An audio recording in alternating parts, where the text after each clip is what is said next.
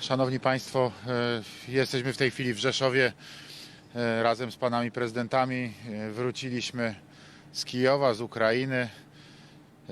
Za chwilę pożegnamy się i każdy z nas wróci do swoich normalnych, codziennych zadań w swoim kraju. Przede wszystkim chcę bardzo podziękować panom prezydentom, kolegom moim, naszym sąsiadom z państw bałtyckich za tą bardzo ważną wspólną wizytę w Kijowie. Myślę, że żaden z nas nie ma wątpliwości co do wartości tej wizyty, tej naszej obecności tam, tego spotkania z prezydentem Zełenськim, z jego współpracownikami, tej rozmowy, którą przeprowadziliśmy. Mamy nadzieję, że nasza obecność była też dla wszystkich obrońców Ukrainy takim widomym znakiem wsparcia, bo na tym ogromnie nam zależało. Mamy nadzieję też, że ten głos z Kijowa, który wczoraj wszyscy razem w piątkę z panem prezydentem Zełenськim daliśmy, został usłyszany na świecie, bo rzeczywiście Ukraina walczy niezwykle bohatersko o swoją wolność, niepodległość, suwerenność. Ukraińcy krwawią się codziennie, odpierając napaść Rosjan, ale potrzebują wsparcia. Są niezwykle dzielni, są bohaterscy, ogromnie ponoszą straszliwe straty. Rosjanie mordują kobiety i dzieci, gwałcą, burzą domy. Ukraina ogromnie cierpi i krwawi, ale broni się, potrzebuje wsparcia, zarówno tego wsparcia o charakterze humanitarnym, tego wsparcia o charakterze politycznym, ale potrzebuje też tego wsparcia o charakterze rzeczowym, o charakterze militarnym i tutaj aktywność społeczności międzynarodowej jest jej niezwykle potrzebna. Podobnie jak poważna rozmowa na temat funduszy na odbudowę Ukrainy. Już dzisiaj wierzymy wszyscy w to, że Ukraina się obroni. Wierzymy w to, że ludzie, którzy dzisiaj są naszymi gośćmi w Polsce i w innych krajach, Ukraińcy, którzy uciekli ze swoich domów, przede wszystkim kobiety i dzieci, bojąc się wojny, bojąc się śmierci, co jak pokazała Bucza i inne miejsca, Irpień, było uzasadnioną obawą, bo tam mordowano zwykłych ludzi i morduje się nadal na Ukrainie, choćby w Mariupolu, żeby mogli wrócić do swoich domów, mogli normalnie żyć, mogli się odbudować, potrzebują wsparcia. To wsparcie finansowe musi dać Unia Europejska, to wsparcie finansowe dla Ukrainy musi dać świat i wierzę w to, że sprostamy jako społeczność międzynarodowa temu zadaniu. Jeszcze raz bardzo dziękuję panom prezydentom. Dziękuję bardzo.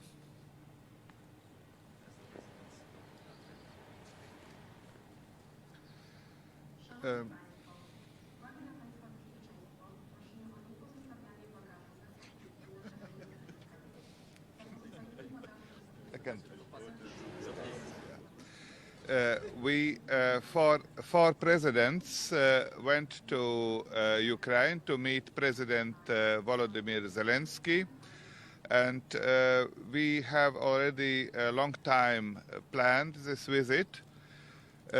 This is a visit of four close friends of Ukraine. Our states always supported Ukrainian interests and Ukrainian demands because Ukraine is fighting for the independence and democracy, and at the same time Ukraine is fighting also for Europe. Our duty is to support Ukraine. We are doing so. We are giving, as Latvia, considerable military help to Ukraine.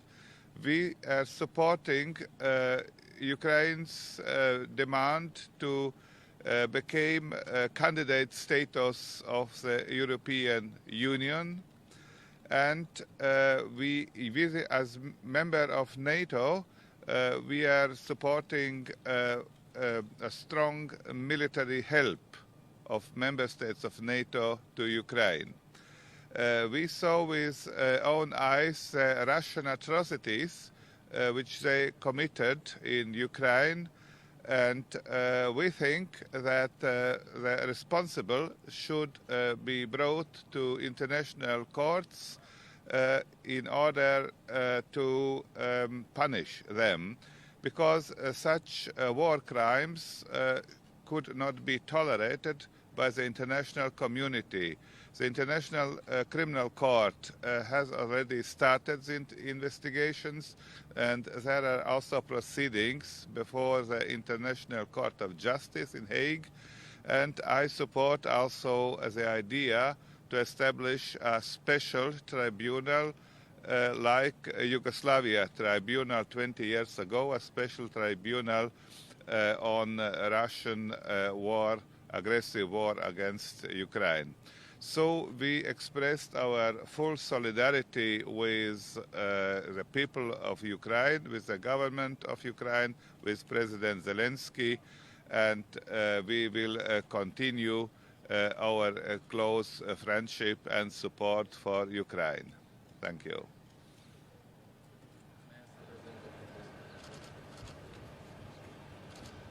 Good morning, ladies and gentlemen. First of all, I would like to express the gratitude to my colleagues, to the President of Poland, to the President of Latvia and Estonia. We were together in Kiev. I think this is symbolic visit first of the presidents after the war in Ukraine broke up. 2 months ago, I had the opportunity to visit Kiev together with my friend Andrzej Duda, and you know, I could compare the mood in the society at that time and now. And you know, paradoxically, I see that the uncertainty in the eyes of people disappeared. There was an uncertainty 2 months ago about the plans of the enemy, ambiguity of those plans, and now everybody in Ukraine knows what to do. Regular meetings of the government. They are solving very concrete issues. For example, preparation for the next agriculture season, payment of social benefits, where to find the financial resources. You know, such questions, such topics, such issues give me the hope that everything will be fine. Surely everything will be fine because people are decisive.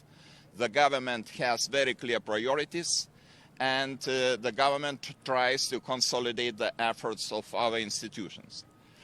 Our task was to visit and to see with our own eyes those atrocities the Putin's regime committed in Berdianka. We did it. And you know, this is a very good idea to come to many leaders of many countries, to Berdianka, to other places in Ukraine, and to see with own eyes what is happening there.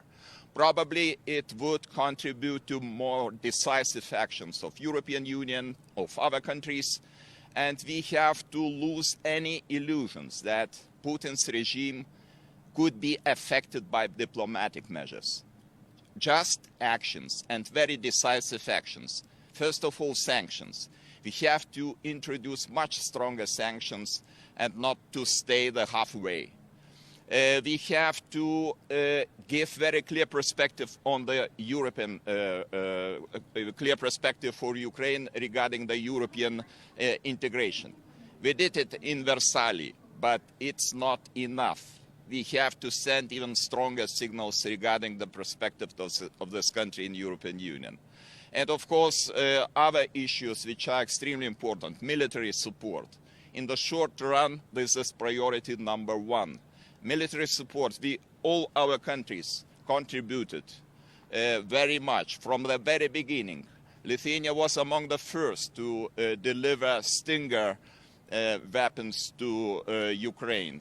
We were among the first to cut any ties and to import the energy resources from Russia, followed by other countries too.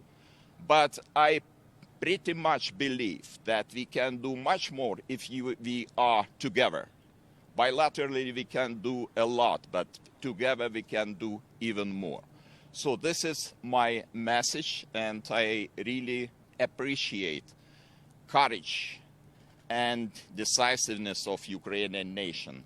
And this is a good example for all of us. Thank you.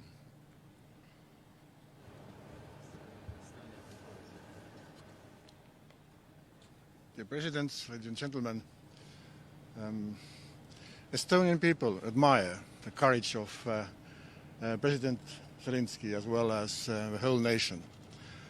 Yes, we visited two sites in Ukraine, and this is the crime scene, and we were speechless. And people who committed this crime and started this war and killing civilians, including children, must face a court. And at this very moment, prosecutor of International Crime Court is already present in Ukraine. But meanwhile, we should stay united as EU and NATO, and keep supporting Ukraine, which we did in Estonia, supporting military aid, giving military aid and also humanitarian aid. And we are continuing to do so and to encourage our partners and our allies to do the same, because this is the way to end this horrible war, to support Ukraine with mostly with military aid. Thank you very much. Thank you very much. Thank you very much.